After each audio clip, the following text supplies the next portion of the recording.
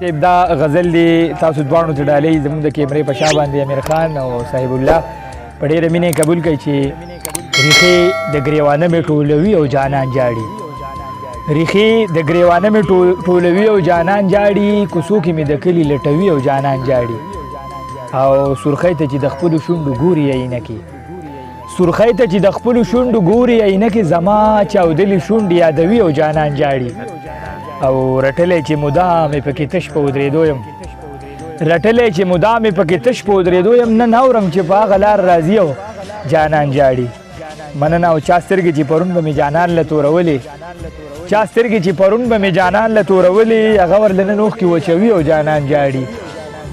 او دا تماشه هم ډېر ظالمان په خندا ګوري، دا تماشه ډېر ظالمان په خندا ګوري. منصور له چې په خپله زړه داغي او جانان جاړي، او کوڅو کې مې د کلي لټوي او جانان جاړي.